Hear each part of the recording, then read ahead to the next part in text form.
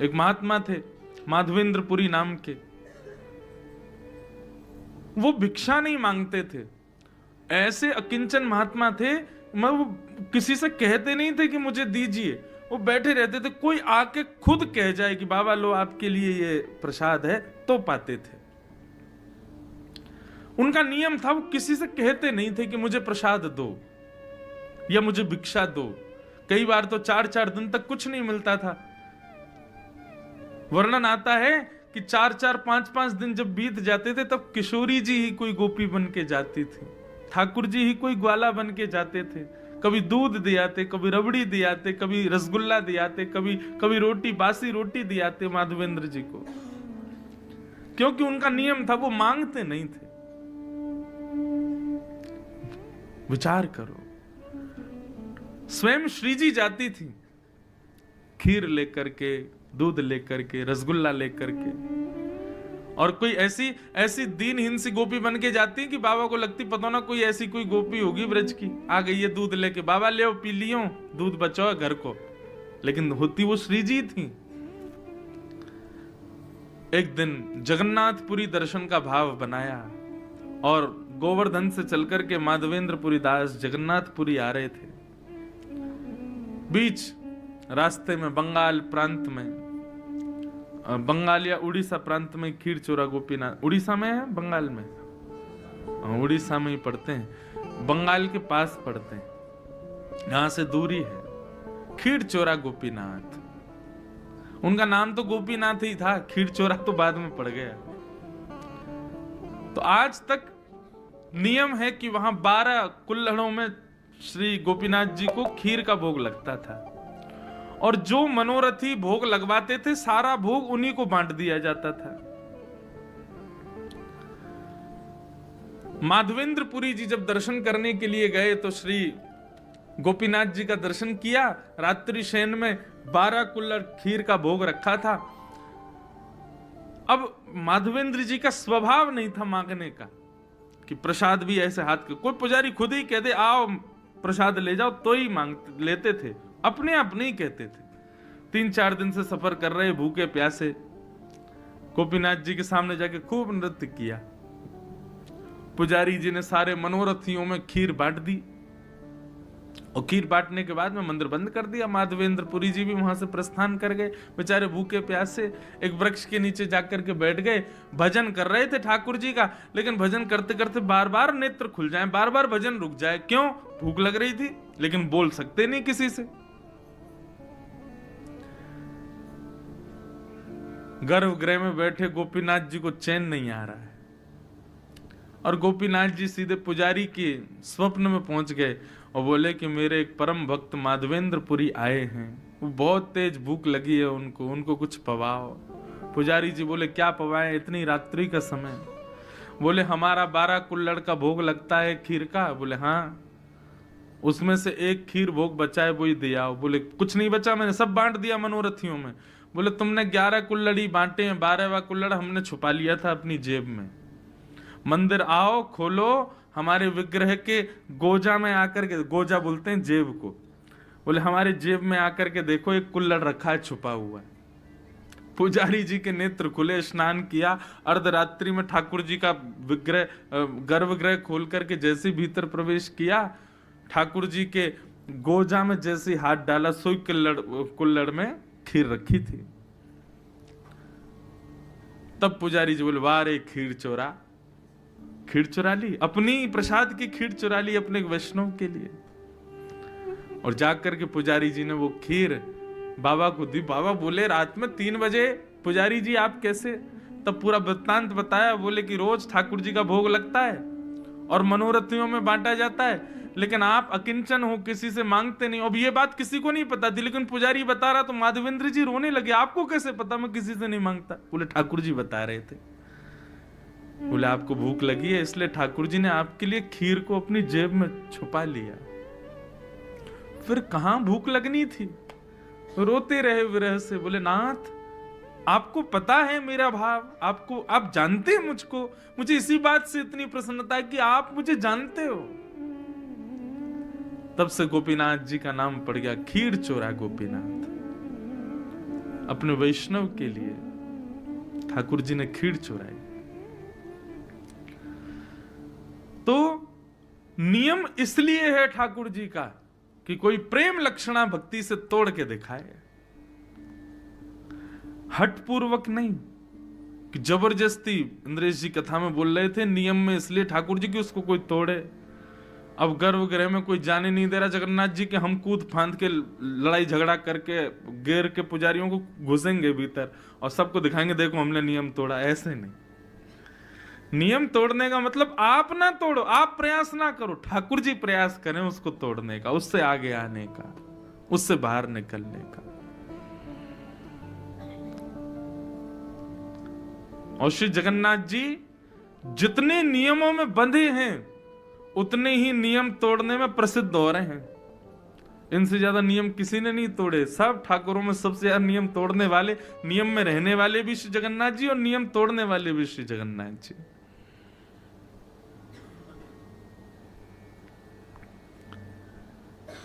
ऐसे प्रेम स्वरूप साक्षात प्रेम के विग्रह श्री जगन्नाथ जी को हम बारंबार प्रणाम करते हैं। और लाल जी हमारे लिए भी कभी कोई नियम तोड़े, अपनी भक्ति को उस स्तर पर ले चले कि कभी हमें भी लगे कि हाँ ठाकुर जी ने कोई नियम तोड़ा। मैं तो बहुत बहुत जगह तोड़वाए मैंने नियम।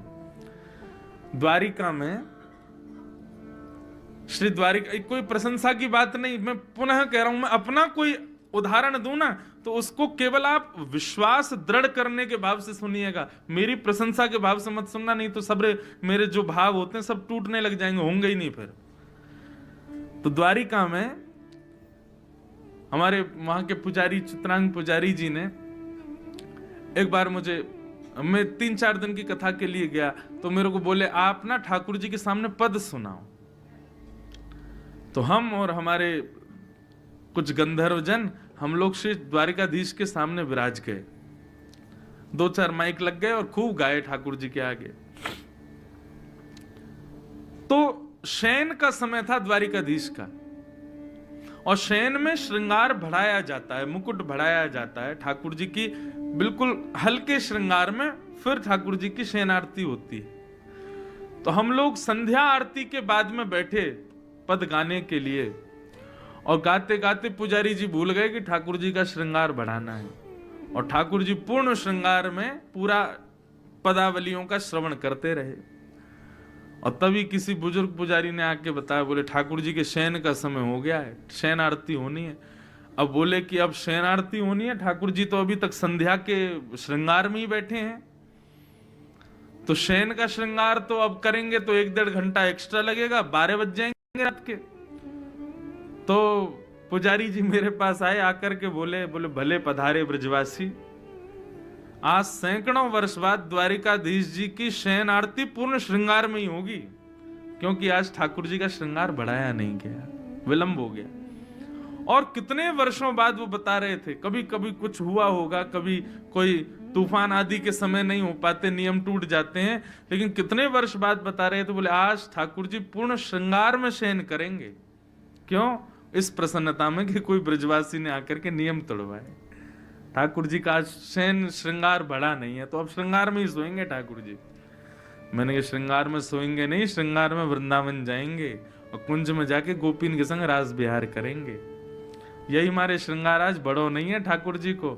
बड़े श्रृंगार उतर जाए मतलब अब सोएंगे, लेकिन श्रृंगार में है तो इसका मतलब कहीं जाने की तैयारी में है।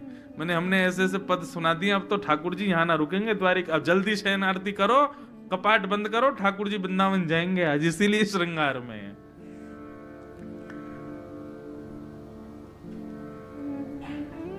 प्रेम लक्षणा भक्ति प्रकट तो करे कोई।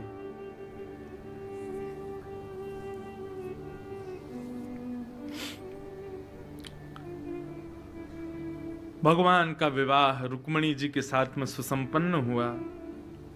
कल कथा बहुत हमने रास पंचाध्यायी के बाद में फिर जल्दी जल्दी हम करने लगे।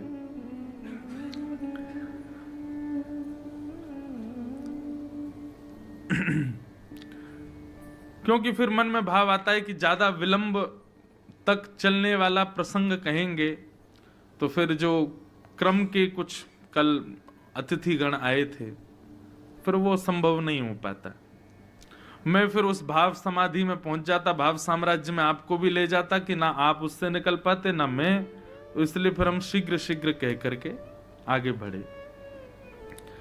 तो कल रुक्मणी जी का सुंदर विवाह प्रसंग भी यहां हुआ। रुक्मणी जी के साथ में ठाकुर जी का विवाह हुआ, तो प्रश्न उठता है किशोरी जी के साथ क्यों नहीं हुआ? हमारी श्री राधा रानी, बंधुओं देखो, आप स्वयं से प्रेम करते हो, आप स्वयं से अत्यंत स्नेह करते हो, लेकिन स्नेह का तात्पर्य हमेशा विवाह नहीं होता। प्रेम का सदैव प्रतिफल विवाह नहीं होता। हम स्वयं को प्रतिबिंब में देख करके बड़े प्रसन्न होते हैं, अरे वाह कितने सुंदर लग रहे हैं हम, लेकिन उसके बाद भी अपने प्रतिबिंब से विवाह नहीं कर सकते। प्रेम कर सकते हैं। ऐसे ही श्री जगन्नाथ जी का प्रतिबिंब है किशोरी जी, हमारे द्वारिकाधीश का प्रतिबिंब है किशोरी जी, श्री वृंदावन बिहारी लाल का प्रतिबिंब है श्री राधा रानी। और प्रतिबिंब से स्नेह हो सकता है, प्रेम हो सकता है, विवाह संभव नहीं। विवाह के लिए विलग व्यक्ति का होना जरूरी है, अलग व्यक्ति का हमारे सामने होना जरूरी है। किशोरी जी ठाकुर जी से विलग थोड़े हैं, और जो विलग मानते हैं वो गलत सोचते हैं। ठाकुर जी का जो वाम अंग है, कहीं भी आप ठाकुर जी का दर्शन करोगे सदैव वाम अंग जो है वो किशोरी जी ही है। और आप हमारे पूरे वृंदावन में आ जाना, किशोरी जी का दर्शन नहीं, केवल ठाकुर जी खड़े हैं। किशोरी जी भाव के भाव से वाम अंग में विराजती हैं, और यह बात यहां भी सिद्ध होती है। श्री जगन्नाथ जी का भीतर प्रवेश करके दर्शन हो तब जगन्नाथ जी पूरे दिखते हैं, नहीं तो बाहर से देखो तो वाम अंग दिखता ही नहीं ठाकुर जी का। क्यों? श्री जी हैं, सदैव अपने भाव में विराजमान रहती हैं। दाहिना अंग ही दिखता है ठाकुर जी का, दाहिना अंग क्यों दिखता? वो श्याम सुंदर हैं, वाम अंग तो श्री जी हैं। और ये बात मैं खूब प्रसिद्धि से अपनी कथाओं में कहा करता हूं कि ठाकुर जी का वाम अंग जो है वो किशोरी जी हैं। और इसी भाव से हमारे वृंदावन में श्रृंगार होता है। मुकुट इधर ही धराया जाएगा, लेकिन जब कलंगी धराई जाए या फिर चूड़ामणि धराई जाएगी तो वो इधर ही धराई जाएगी। क्यों? क्योंकि श्री जी हैं। ठाकुर जी को चोटी इधर ही धराई जाती है क्योंकि वो श्री जी हैं।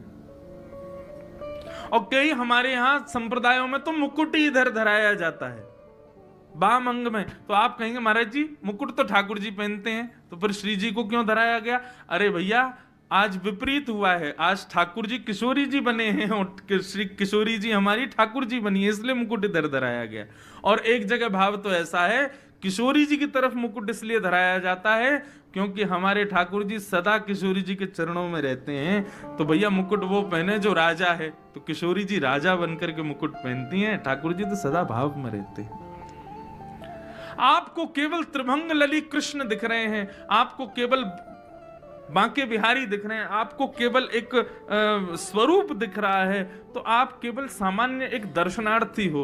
लेकिन ठाकुर जी के पूरे श्रृंगार में एक अद्भुत लीला का दर्शन हो जाए कि आज माला नहीं है, गले में 2 माल पहनी है, मानो ऐसा लग रहा है कि भक्त ठाकुर जी से लिपटे हुए हैं। आज मुकुट विपरीत दिशा में है, तो मतलब आज किशोरी जी ने ठाकुर जी का वेश धारण किया है। बड़े बड़े भाव हैं ठाकुर जी के श्रृंगार के पीछे, अद्भुत भावों से ठाकुर जी श्रृंगार करते हैं अपना। अब जगन्नाथ जी का जब जन्माष्टमी होती है ना, तो हमारे सौम्या भाई बता रहे थे कि श्री जगन्नाथ जी स्वयं यशोदा बनते हैं जगन्नाथ जी, और ठाकुर जी के जो चल स्वरूप मदन मोहन जी भीतर गर्भगृह में विराजमान वो कृष्ण रूप हैं। उनको लेकर के पूरी लीला होती है मंदिर में, जैसे वसुदेव जी दलिया में लेकर के ठाकुर जी को, सब लीला होती है। और उस दिन जगन्नाथ जी स्वयं यशोदा जी बनते हैं, और यशोदा जी बनने पर ठाकुर जी का वही भोग लगता है जो प्रसव के समय, बालक को जन्म देते समय मां को पीड़ा के समय जो औषधि दी जाती हैं, वो औषधियों का भोग जगन्नाथ जी लगाते हैं। क्यों? मैं यशोदा हूं, और ये जो हमारे प्रकट हुए हैं मदन मोहन जी, ये कृष्ण है। तो ठाकुर जी के श्रृंगार के बड़े भाव है। एक लीला चलती है ठाकुर जी के श्रृंगार में, कोई वैष्णव मिले, कोई कोई भक्त मिले तो उस लीला का वर्णन करे कि आज ठाकुर जी कैसे श्रृंगार में विराज रहे हैं।